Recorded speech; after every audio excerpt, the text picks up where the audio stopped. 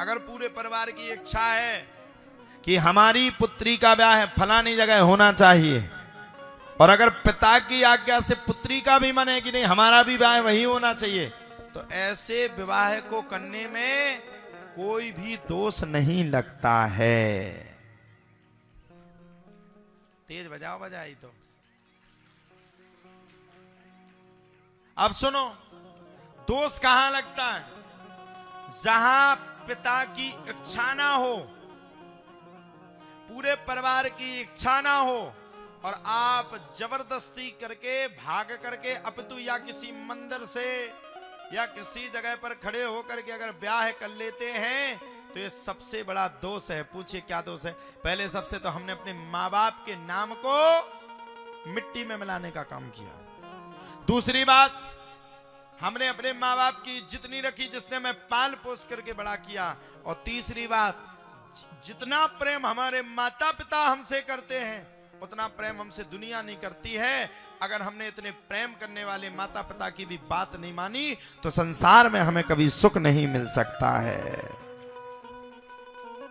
कभी सुख नहीं मिल सकता है। इसलिए किसकी बात मानो? माता पिता की। ये बातें मत करो, माता रुक्मिणी ने भी तो प्रेम ब्याह किया था, हम क्यों नहीं कर सकते? अरे भैया काका, काहे चिंता करते हो? देखो माँ बाप तुम्हारे शत्रु नहीं है।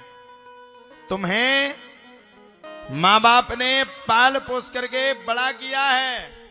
माँ बाप तुम्हारे शत्रु नहीं है, माँ बाप तुम्हारे दुश्मन नहीं है। ऐसा नहीं है कि माँ बाप तुम्हें प्रेम नहीं करते, माँ बाप तुम्हें अपने आप से ज्यादा भी प्रेम करते। लेकिन अगर हमने अपने माँ बाप की इच्छा के विरुद्ध किसी कार्य को किया तो माँ बाप का बड़ा दिल कष्ट होता है।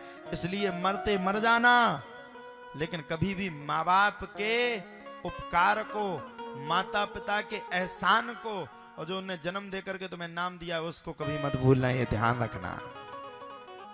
माँ बाप की इज्जत किससे होती है? बच्चों से। बच्चे हैं तो माँ बाप की इज्जत है। माँ, पिता तो ठीक है, पिता तो सो जाते करवट लगा के, देख ले इसको ये चीची मीमी कर रहा है, मैं नहीं संभालूंगा, तेरा लड़का है तू देख, हट जा। अगर लड़का बिस्तर गीला कर दे तो पिता को बड़ी गुस्सा आती है। लेकिन अगर ठंड के समय में भी माँ का अगर बेटा बिस्तर को गीले कर दे या माँ के ही कपड़े गीले है जाएं, तो माँ को उतनी ठंड में भी कोई संकोच नहीं लगता है, माँ को कोई परेशानी नहीं होती। वो रात के समय में भी खड़ी होकर के अपने बालक के वस्त्र बदलने के लिए तैयार हो जाती। माँ वो शब्द है।